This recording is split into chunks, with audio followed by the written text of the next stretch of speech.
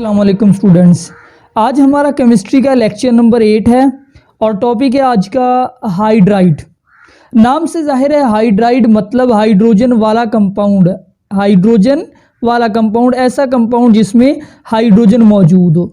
अब ये हाइड्रोजन वाला कंपाउंड ये हमेशा होता है बाइनरी। जब आपने वर्ड हाइड्राइड यूज़ किया तो मतलब binary compounds of hydrogen with other element. एक बात एक्सप्लेन करता हूँ कि जैसे H2SO4 इसको आप हाइड्राइड नहीं कह सकते। वाई? क्योंकि ये बाइनरी नहीं है। इसमें तीन एटम्स आ गए, तीन एलिमेंट्स आ गए। नंबर 1 हाइड्रोजन एंड फिर हाइड्रोजन के बाद अगला सल्फर है, फिर ऑक्सीजन है। एटम्स को मत गिने, सिर्फ एलिमेंट्स को देखे कि टोटल 3 है। So it is not binary, ये 3 वाला है। अब बाइनरी कौन सा हो सकता है? जैसे H2O बाइनरी है, HF बाइनरी है, NH3 बाइनरी है। इस तरीके से ऐसा कोई भी कंपाउंड जिसके अंदर एक एलिमेंट हाइड्रोजन है और दूसरा कोई और है, एटम्स जितने मर्जी हो, जिसके मर्जी हो, सिर्फ एलिमेंट्स 2 होने चाहिए, वो कंपाउंड हाइड्राइड होगा। अगर हम बात करें हाइड्राइड की क्लासिफिकेशन की तो 3 बड़ी क्लासेस के अंदर आप हाइड्राइड को डिवाइड कर सकते हैं। May be ionic hydride depending upon bond. Hydrogen जो बॉन्ड बनाएगा दूसरे एलिमेंट के साथ उसकी बुनियाद पे आप कह सकते हैं ionic hydride, covalent hydride and intermediate. Intermediate यानी कि दरमियान वाले, ये वो हाइड्राइड होंगे जिनकी प्रॉपर्टीज आयोनिक और कोवेलेंट के दरमियान में होंगी। सबसे पहले आयोनिक हाइड्राइड कौन से होते हैं? आयोनिक हाइड्राइड की मैंने डेफिनेशन जो है वो लिखी है कि हाइड्रोजन एटम एक्सेप्ट इलेक्ट्रॉन। आपको इतना तो पता ही है ना कि जब भी आयोनिक बॉन्ड बने एक एटम दूसरे को इलेक्ट्रॉन मुकम्मल तौर पे दे देता होता है, और जो एटम इलेक्ट्रॉन को दे दे वो एटम उसके ऊपर पॉजिटिव चार्ज आ जाता है और एक्सेप्ट करने वाले एटम के ऊपर नेगेटिव चार्ज। तो फिर ये जो पॉजिटिव और नेगेटिव आइंस हैं ये इलेक्ट्रोस्टैटिक फोर्सेस ऑफ अट्रैक्शन से एक दूसरे को पकड़ लेते हैं, that is ionic bond. So when hydrogen atom accept electron, remember आपने ये बात रखनी है कि आयोनिक बॉन्ड के अंदर हाइड्रोजन इलेक्ट्रॉन एक्सेप्ट करता है। जैसे सोडियम हो गया, अब सोडियम जो है ये हाईली इलेक्ट्रोपॉजिटिव एलिमेंट है, यानी सोडियम ਨੂੰ बिल्कुल कोई परवाह नहीं हैगी, इलेक्ट्रॉन बड़े ईजीली दे दिंदा। कोई भी मंगे तो सोडियम बड़ा ही सखी आ, फौरन इलेक्ट्रॉन अपना दे दिंदा। सोडियम ਦੇ ਕੋਲ एक इलेक्ट्रॉन आ, हाइड्रोजन ਨੂੰ ਚਾਹੀਦਾ, हाइड्रोजन ने मंगिया, इन्हें दे दिता। ਹੁਣ ਕੀ ਹੋਇਆ? सोडियम ਤੇ Na+ चार्ज आ गया तो हाइड्रोजन ते नेगेटिव। अब ये Na और H मिल गए, NaH that is ionic compound. तो हाइड्रोजन जो है वो इलेक्ट्रॉन एक्सेप्ट करके H नेगेटिव बन जाता है, फिर बनता है आयोनिक बॉन्ड। इसकी कुछ प्रॉपर्टीज़, यानी कि जो आयोनिक हाइड्राइड हैं उनकी प्रॉपर्टीज़ 3 हैं। पहली बात, वो क्रिस्टलाइन सॉलिड होते हैं। एक बात जहन में रखिए कि ये जो आयोनिक कंपाउंड होते हैं इनके मेल्टिंग बॉइलिंग पॉइंट बहुत हाई होते हैं, और उसकी पीछे रीज़न ये है कि आयोनिक कंपाउंड जो है ये मॉलिक्यूल्स की सूरत में एग्जिस्ट ही नहीं करते। आपको पता है मॉलिक्यूल्स की सूरत में एग्जिस्ट नहीं करते। ये जो आप NaCl लिखते हैं, this is not a molecule, this is actually formula unit. Formula unit है ये। फार्मूला यूनिट क्या है कि NaCl एक क्रिस्टल की सूरत में पाया जाता है, एक ऐसा बड़ा क्रिस्टल जिसमें काफ़ी सारे Na और Cl के आइंस हैं। जैसे आपने जो फर्स्ट ईयर का चैप्टर नंबर 4 था उसमें पढ़े थे सोडियम क्लोराइड के इस तरह के क्रिस्टल, कि ऐसे किसी कोने पे सोडियम है, किसी पे क्लोरीन है, तो बहुत बड़ा एक जाइंट क्रिस्टल होता है जिसमें पॉजिटिव और नेगेटिव चार्जेस, यानी यहाँ पे अगर पॉजिटिव चार्ज है इसके सामने नेगेटिव होगा, फिर पॉजिटिव होगा, फिर नेगेटिव होगा। अब ये पॉजिटिव है, ये नेगेटिव, ये पॉजिटिव, ये नेगेटिव, तो इसके साइड पे पॉजिटिव के फिर नेगेटिव होगा। इसी तरह अपोजिट चार्ज आइन एक दूसरे को कशिश करके रखते हैं, पकड़ के रखते हैं एक जाइंट स्ट्रक्चर के अंदर, तो फिर उनको आपको अलग करना मुश्किल होगा ना। आयोनिक बॉन्ड है भाई, तोड़ना मुश्किल है, तो melting boiling point definitely high होगा।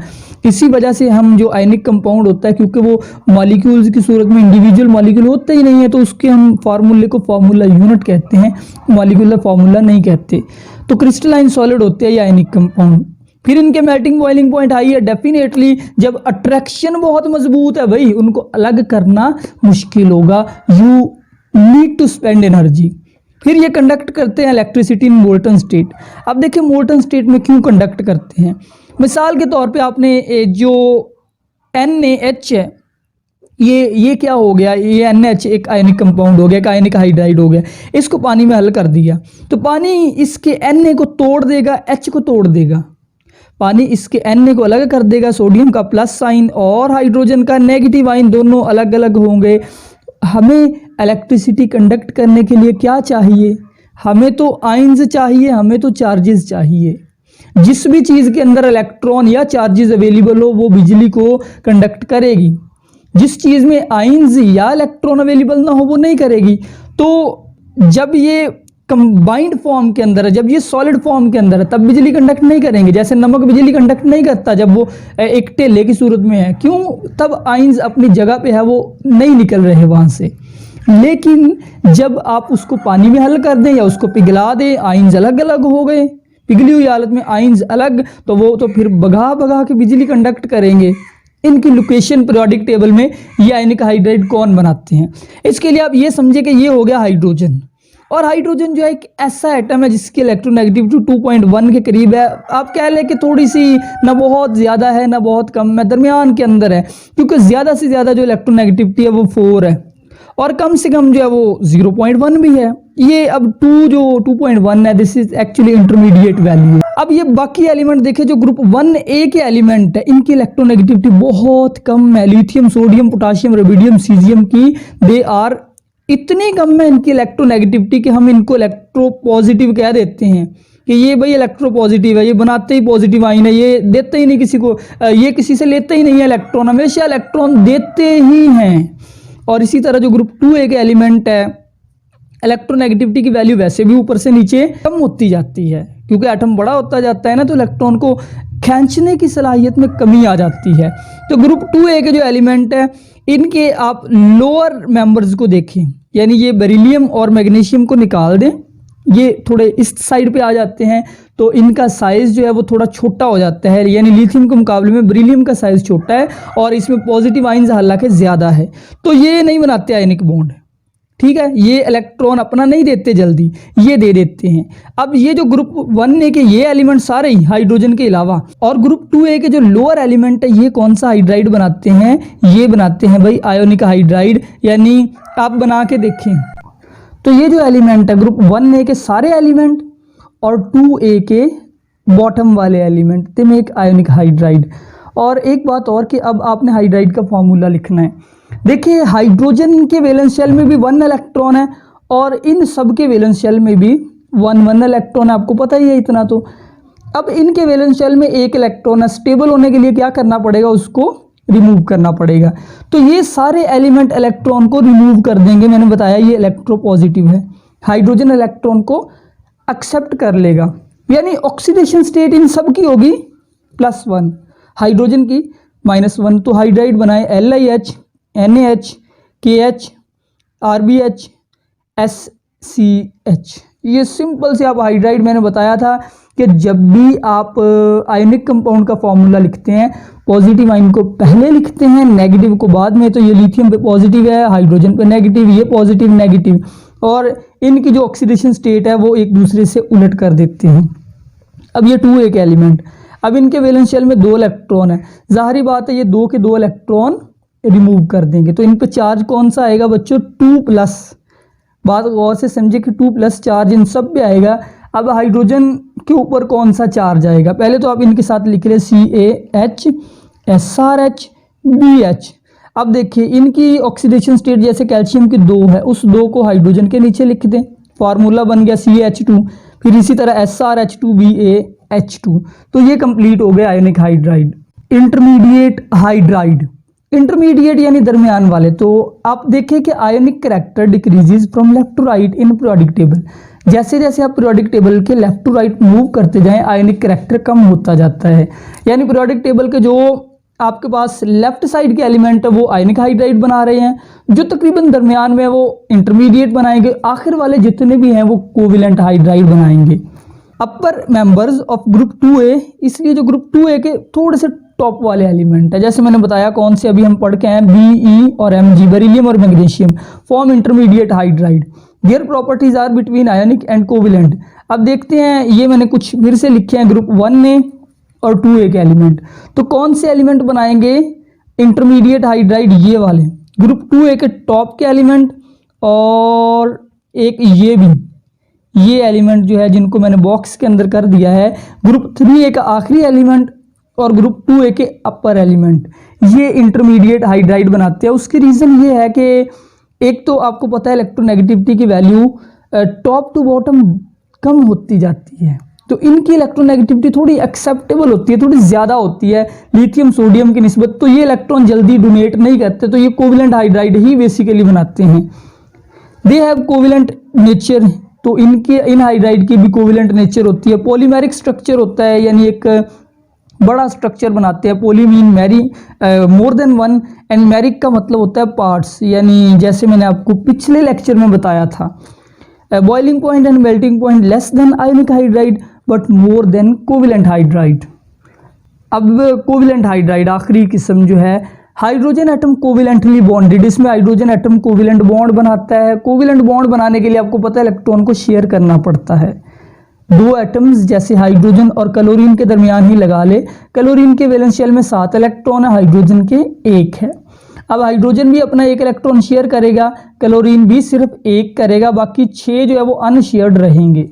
तो दोनों का ऑक्टेट पूरा हो गया। हाइड्रोजन को 2 चाहिए थे, ये जब हाइड्रोजन ने शेयर कर लिए, ये 2 हाइड्रोजन को भी मिल गए।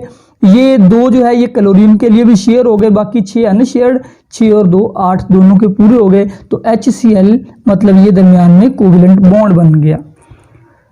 अगर हम कोविलेंट बॉन्ड का करैक्टर देखें तो यूजुअली ये जो कोविलेंट कंपाउंड है इनकी प्रॉपर्टीज देखें, ये आमतौर पे गैसेज होते हैं या वोलेटाइल लिक्विड होते हैं, क्योंकि कोविलेंट बॉन्ड वीक है। तो इस वजह से जब मॉलिक्यूल्स के दरमियान अट्रैक्शन ही नहीं है तो जाहिर बात है वो मॉलिक्यूल गैस की फॉर्म में ही होंगे। अट्रैक्शन हो गई, मॉलिक्यूल ने एक दूसरे को खींचा फिर तो वो चीज़ सॉलिड बन जाएगी या लिक्विड। लेकिन अट्रैक्शन क्योंकि बहुत वीक है तो या तो गैसेज हैं या वोलेटाइल लिक्विड है। वोलेटाइल मतलब कि इवेपोरेटिव, ऐसी चीज़ जो बहुत जल्दी इवेपोरेट हो उसको हम कहते हैं वोलेटाइल। जैसे पेट्रोल, आपको पता है पेट्रोल बहुत तेज़ी से इवेपोरेट होता है। और फिर ये नॉन कंडक्टर है, उसकी रीज़न भी आप जानते हैं, क्योंकि इलेक्ट्रॉन जो है वो हेल्ड हो गए, वो शेयर हो गए। अब फ्री इलेक्ट्रॉन भी अवेलेबल नहीं है और कोई charge opposite negative positive charge भी अवेलेबल नहीं है।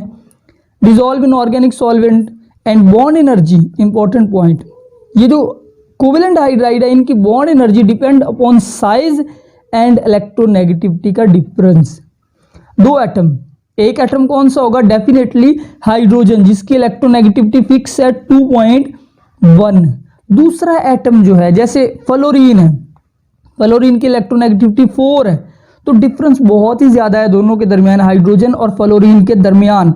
जितना ज़्यादा डिफरेंस होगा उतना ज़्यादा बॉन्ड पोलर बन जाएगा, और फिर पोलर बॉन्ड जब बनेगा तो डाइपोल डाइपोल अट्रैक्शन वजूद में आएगी। मैं आपको थोड़ी देर में समझाता हूँ। इस वजह से ये जो बॉन्ड एनर्जी क्या होती है ये भी बता दूं, किसी बॉन्ड को तोड़ने के लिए एनर्जी जितनी चाहिए होती है वो बॉन्ड एनर्जी होती है। अगर बॉन्ड वीक होगा वो जल्दी टूट जाएगा, अगर बॉन्ड मजबूत होगा वो जल्दी नहीं टूटेगा, उसकी बॉन्ड एनर्जी हाई होगी। इस वजह से अगर बॉन्ड एनर्जी हाई है इसका मतलब है वो कंपाउंड स्टेबल है, अगर बॉन्ड एनर्जी लो है वो अनस्टेबल है। तो स्टेबिलिटी को अगर हम देखें increases from left to right, जैसे जैसे आप पीरियोडिक टेबल में लेफ्ट टू राइट मूव करेंगे ये जो आयनिक कोवेलेंट हाइड्राइड है इनकी स्टेबिलिटी बढ़ती जाती है। उसकी रीज़न ये है कि जैसे जैसे आप पीरियोडिक टेबल में लेफ्ट टू राइट मूव करें तो फिर ये जो एलिमेंट है ग्रुप 7A 6A 5A के ख़ास तौर पे टॉप के एलिमेंट, आपको पता है इनकी इलेक्ट्रोनेगेटिविटी सबसे हाई होती है। अब हाइड्रोजन की तो एक ही इलेक्ट्रोनेगेटिविटी है वो है 2.1, लेकिन ये जो फ्लोरीन है, ये जो ऑक्सीजन है, ये जो नाइट्रोजन है, ये जो क्लोरीन सल्फर वगैरह है, स्पेशली मैं इन एलिमेंट्स की बात कर रहा हूँ 3-4 की, ये बहुत ज़्यादा हाईली इलेक्ट्रोनेगेटिव एलिमेंट है। अब जब हाइड्रोजन इनके साथ बॉन्ड बनाएगा, सपोज हम फर्ज कर लेते हैं हाइड्रोजन ने क्लोरीन से बॉन्ड बनाया, हाइड्रोजन ने क्लोरीन से बॉन्ड बनाया, हाइड्रोजन लेस इलेक्ट्रोनेगेटिव है, क्लोरीन ज़्यादा, तो क्लोरीन क्या करेगा, इस हाइड्रोजन इस इलेक्ट्रॉन के शेयर्ड पेयर को अपनी तरफ ज़्यादा खींच लेगा। तो क्लोरीन के ऊपर वैसे तो उन्होंने शेयर किए थे, दोनों ने मिलके शेयर किए थे, लेकिन क्लोरीन हैगा ज़्यादा ताकतवर। क्लोरीन ने अपने वाल ਨੂੰ खिंच लिया इलेक्ट्रॉन ਨੂੰ ਤੇ ਉਹ ਸਾਂਝੇ नहीं ਹੁਣ रहे, थोड़ा ਜਿਹਾ क्लोरीन ਨਾਲ ਨੂੰ खिसक गए। इस वजह से क्लोरीन पे थोड़ा सा हल्का सा चार्ज आ जाता है पार्शियल नेगेटिव और हाइड्रोजन पे आ जाता है पार्शियल पॉजिटिव। अब ये मॉलिक्यूल क्या बन चुका है, दिस इज पोलर। और इस किस्म का बॉन्ड जिसमें इलेक्ट्रॉन इक्वली शेयर ना हो, that is polar covalent bond. Non polar भी मैं आपको बता देता हूँ, जैसे दो हाइड्रोजन बॉन्ड बना रहे हैं, अब जाहिर बात है दोनों ही इक्को जैसे हैं तो बॉन्ड केड़ा होगा, बॉन्ड होगा नॉन पोलर। ना इस हाइड्रोजन पे कोई चार्ज ना इस पे, दरमियान में मजे से इलेक्ट्रॉन पड़े हैं, दैट इज नॉन पोलर। ये पोलर है। इतना तो आपको पता ही होगा कि ये जो पोलर बॉन्ड होता है ये ज़्यादा मजबूत होता है। ज़्यादा मजबूत होने की रीज़न भी बता देता हूँ, यानी कि जो पोलर मॉलिक्यूल जब बन गया एक HCl के ऊपर ये पोलर बन गया, H पे पार्शियल पॉजिटिव, हाइड्रोजन पे पार्शियल नेगेटिव। अब ये एक मॉलिक्यूल है, जाहिर बात है इसके करीब कोई दूसरा मॉलिक्यूल भी होगा, आप उसको भी लिख ले, ये रहा दूसरा HCl, इस H पे पार्शियल पॉजिटिव और इस H पे पार्शियल नेगेटिव। अब ये देखें कि ये जो क्लोरीन है नेगेटिव, हाइड्रोजन पॉजिटिव, ये दोनों आपस में एक दूसरे को कशिश करना शुरू कर देंगे। ये कशिश की कुव्वत है इंटरमॉलिक्यूलर फोर्सेस। ऐसी कशिश की कुव्वतें जो मॉलिक्यूल्स के दरमियान पाई जाए उनको हम कहते हैं इंटरमॉलिक्यूलर फोर्सेस। इंटरमॉलिक्यूलर फोर्सेस की कई अकसाम हैं, जैसे डाइपोल डाइपोल अट्रैक्शन, जैसे हाइड्रोजन बॉन्डिंग, जैसे कि लंदन डिस्पर्शन फोर्सेस। ये कौन सी है, ये डाइपोल डाइपोल है। डाइपोल यानी ये भी डाइपोल था, ये भी डाइपोल है। लेकिन जब डाइपोल में एक एलिमेंट हाइड्रोजन हो, एक एलिमेंट अगर हाइड्रोजन हो, दूसरा कोई हाई इलेक्ट्रोनेगेटिव हो जैसे क्लोरीन, तो फिर इसी डाइपोल डाइपोल को ही हम हाइड्रोजन बॉन्डिंग भी कह सकते हैं। ये हाइड्रोजन बॉन्डिंग भी कहलाते हैं। आपने पढ़ा है फर्स्ट ईयर के अंदर चौथे चैप्टर में कि जब हाइड्रोजन किसी हाई इलेक्ट्रोनेगेटिव एलिमेंट जैसे फ्लोरीन से मिला हुआ हो, क्लोरीन से हो या ऑक्सीजन या नाइट्रोजन, ये चार एलिमेंट काफ़ी ज़्यादा हाई इलेक्ट्रोनेगेटिव है, फिर हाइड्रोजन वजूद में आ जाती है हाइड्रोजन बॉन्डिंग। यानी hydrogen bonding actually dipole dipole attraction की एक स्पेशल टाइप का नाम है ये भी डाइपोल डाइपोल अट्रैक्शन ही, लेकिन ये आम डाइपोल डाइपोल से थोड़ी सी ज़्यादा मजबूत होती है। अब मैं फिर से इस पीरियोडिक टेबल की तरफ आ जाता हूँ। हाइड्राइड हम देखते हैं, ये सारे जो मैंने बता दिया था, ये ग्रुप 1A और 2A के लोअर ये आयनिक हाइड्राइड बनाते हैं। फिर ये जो 2-4 एलिमेंट है ग्रुप 2A के टॉप वाले और ग्रुप 3A के बॉटम वाले, ये बनाते हैं इंटरमीडिएट। बाकी जितने भी आपके पास है ये कोवेलेंट हाइड्राइड बनाते हैं। अब फॉर्मूले लिखने बहुत आसान, अगेन ये 4A के एलिमेंट है, इनके वैलेंस शेल में 4 इलेक्ट्रॉन है, इसलिए इनकी ऑक्सीडेशन स्टेट होगी +4 और आपने चेंज कर देनी है, हाइड्रोजन की 1 है, इनकी 4 है, तो मतलब इनकी जो 4 है वो हाइड्रोजन के नीचे लिख देंगे यूं करके CH4, कार्बन की 4 थी, 4 हाइड्रोजन के नीचे आ गई। हाइड्रोजन की हमेशा 1 होती है, वो कार्बन के नीचे और 1 लिखा नहीं जाता। इसी तरह SiH4, GeH4, SnH4। अब ये देखिए ये 3 ऑक्सीडेशन स्टेट कितनी है, 3, क्योंकि वैलेंस शेल में टोटल 5 इलेक्ट्रॉन है, इसलिए इनको 3 इलेक्ट्रॉन और चाहिए। तो 3 पूरे करने के लिए ऑक्सीडेशन स्टेट जाहिर बात है फिर -3 होगी, तो इसलिए ये हाइड्रोजन से जब बॉन्ड बनाएंगे NH3 PH3, यानी इनकी ऑक्सीडेशन स्टेट 3 है, वो हाइड्रोजन के नीचे आ गई।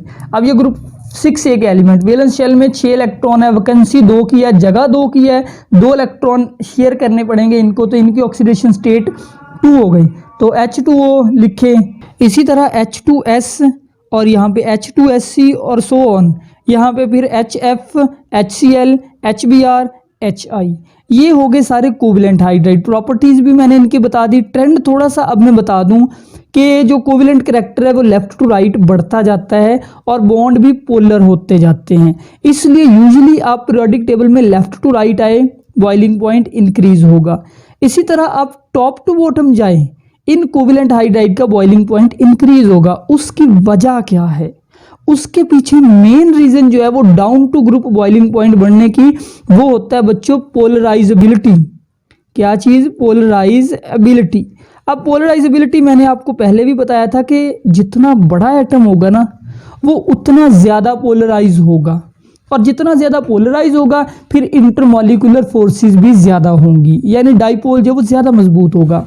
ठीक है। तो melting boiling point generally down to group बढ़ते हैं, सिवाय इन 4 कंपाउंड्स के NH3, H2O, HF और HCl।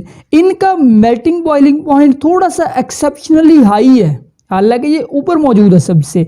उसके हाई होने के पीछे क्या रीज़न है? ये हाई इलेक्ट्रोनेगेटिव है, हाइड्रोजन लो, तो क्या बन जाता है? Hydrogen bonding. और मैंने बताया कि हाइड्रोजन बॉन्डिंग सबसे मजबूत किस्म की इंटरमॉलिक्यूलर फोर्सेज है जो मॉलिक्यूल को एक जगह रखती हैं। इस वजह से आपको पता है, आपने ये क्वेश्चन, सेम यही क्वेश्चन पार्ट फर्स्ट के अंदर भी पढ़ा था, बड़ा इंपॉर्टेंट शॉर्ट क्वेश्चन था ये चैप्टर 4 के स्टार्ट से। तो ये शॉर्ट क्वेश्चन यहाँ से भी बन जाता है कभी कभी कि why NH3, H2O and HF have high melting and boiling point, the reason is lies in hydrogen bonding, कि इनके अंदर हाइड्रोजन बॉन्डिंग आ जाती है बिटवीन मॉलिक्यूल्स। तो ये था आज का लेक्चर। अल्लाह हाफिज़।